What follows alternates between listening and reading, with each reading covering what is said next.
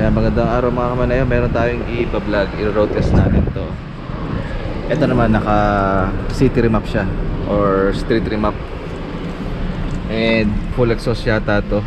Pero i-road test natin.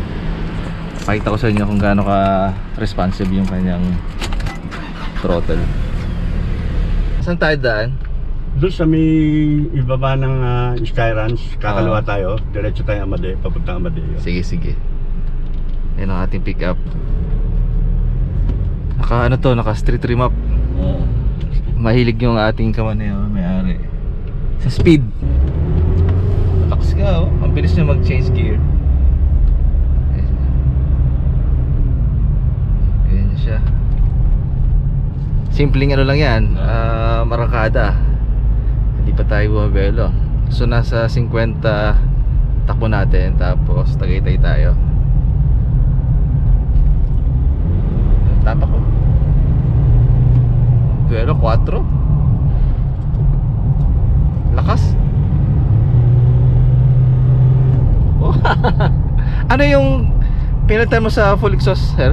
Down pipe lang. Ah, down pipe lang. So naka down pipe lang to.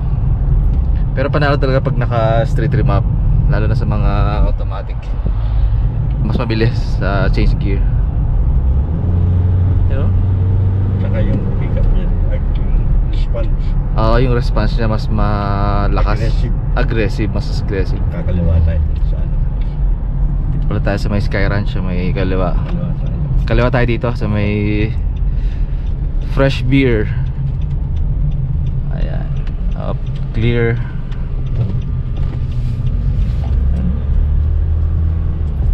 Hello, ganda. Sino nga ba nag-street map sa'yo, sir? Si Ryan. Ryan. Daryl. Si Ryan Daryl from BS Motorsports.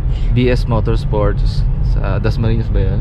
Ano siya, Bacoor. Bacoor. Nag-street remap din sa Bacoor. Shout out. Maganda talaga pag naka-remap. So, kahit na hindi yung Thailand concept sa Less smoke pa to, less smoke. Oo, para hindi halata. Napakagaanong takbo niya. Parang hindi siya hirap. Kaya Yun na, yung kaganda. minsan ito yung hinahanap talaga nila, kaya sila nagre-remap. Kakaliwa tayo dito or kakanan? Diretso. Diretso.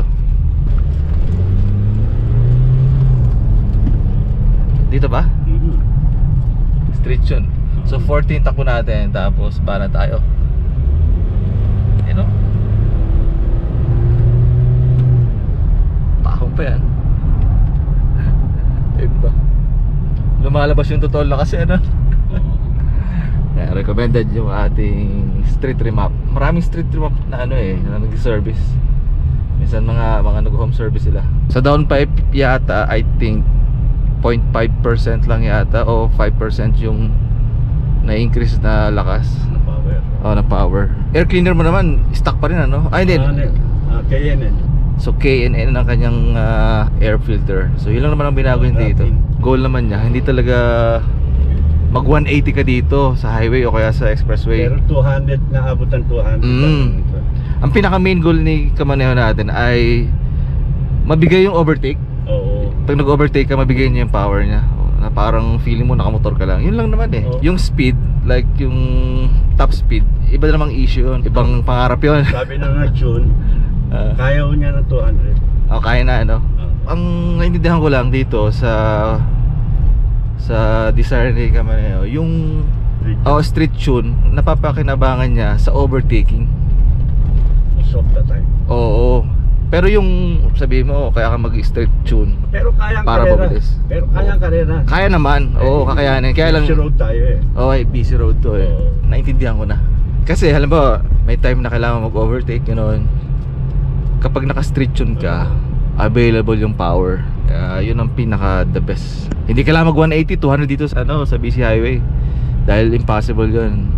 Na 180 ko na to. Na 180 na, di ba? Yung street yun, more on sa pag-overtake. Minsan, kailangan mag-overtake talaga. So, yung goal ng street tune, hindi talaga yun dahil sa para makuha mo yung pinakamabilis na top Hindi speed. naman tayo pangarere. More on talaga. Maging available yung power. Oo. Pag kailangan mo, lalo na pag overtaking. Saka mas accurate yung control mo sa sa speed. pag yung sasakyan mo hindi siya delay. Pero ganun overtaking lang, oh, di ba? Kamote yun, pero kayang-kaya niya. Ayun, oh. Oh, nag-shift na agad siya. Biglang tumataas yung RPM, ganun siya ka, ano, Pero biglang nababa. tapos biglang baba ulit. Oo. Dahil dun sa ano, sa full exhaust ba yun? Street yun, tsaka yung down pipe. Oh, yun, oh, baba agad yung RPM niya, oh. Ganun siya. So ayan, shoutout tayo sa ating kamanera. Ayan ang kanyang sasakyan. Naka-stitch yun to, and then yun ang kanyang mags na Racer, tama, Racer ba, no? And then stock tire. Oh, shoutout kay Kamaneho. Shoutout Kamaneho from Bailen, Cavite. Tagaytay, Cavite, Tagaytay. So malamig dito kaya. Thank you, sir, thank you. Thank you. Ingat.